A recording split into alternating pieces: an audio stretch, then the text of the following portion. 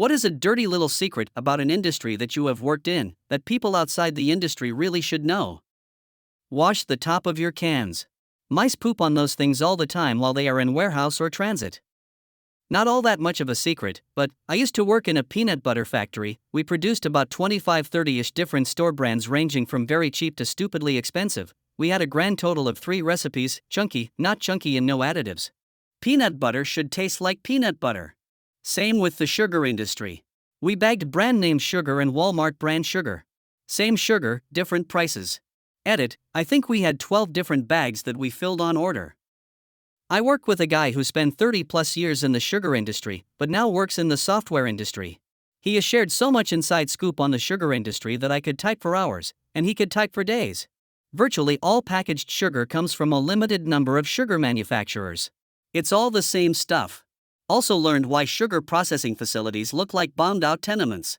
There is zero margin in sugar, and sometimes negative margin. It costs more to make a pound of sugar than you can sell it for. If a window gets broken some areas in a sugar factory, they don't bother to fix it because fixing the window costs money, and they don't have any dollar to spare. And until the final processing step, sugar isn't legally a food product and doesn't have to be kept in a sterile, clean environment, so the broken window stays broken. Oh whoa. Are the brands all using the same peanuts? How are peanuts sourced? They claim sustainable fair trade peanuts. No clue how true that actually is though. As far as I remember, only the no additives used a different peanut. No, they don't. I have worked in food packaging. The raw product comes in from a processor. In this case, peanuts in bulk. They will be of various types and qualities. The first step of an order to be processed is loading the right quality peanuts into the system. In my case, I worked in frozen vegetable repack.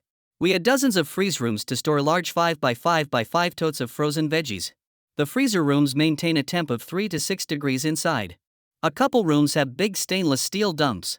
We would use a forklift to break up the product by lifting into large hanging stainless steel forks, then place them onto the dump. I was a dump operator when I started. I would be on a catwalk with 3 to 4 dumps per side.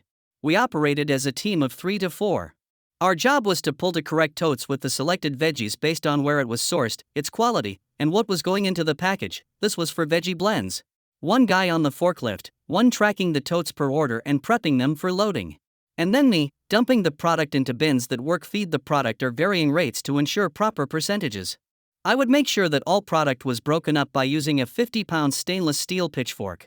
Side note, diced carrots are the worst to break up. From the dump room, the frozen product is fed across an inspection table to remove wood, metal, or debris. Then into a bagger where it is then heat sealed. From there, the bagged product is fed into a caser that folds and tapes the cases of veggies before going to a palletizer to be stacked on pallets and wrapped for stable transport. Then stored in another freezer room until a truck arrived for the order. Every so often bags are pulled off the line by QA to ensure percentages and/or weights are accurate. But it's in these repackaging facilities where product quality and product source is determined. I was a caser operator when I left the company. Prior to that, I worked for a summer fresh out of high school at an apple packaging facility.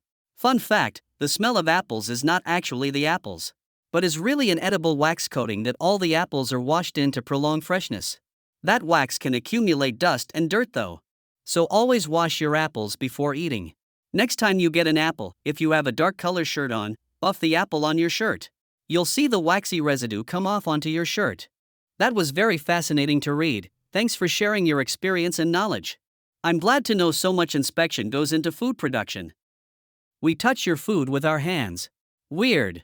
And yes, we wash them so often that they might fall off. That, or you get assholes that wear gloves for 12 hours and never change gloves or wash their hands. Gloves are false theater.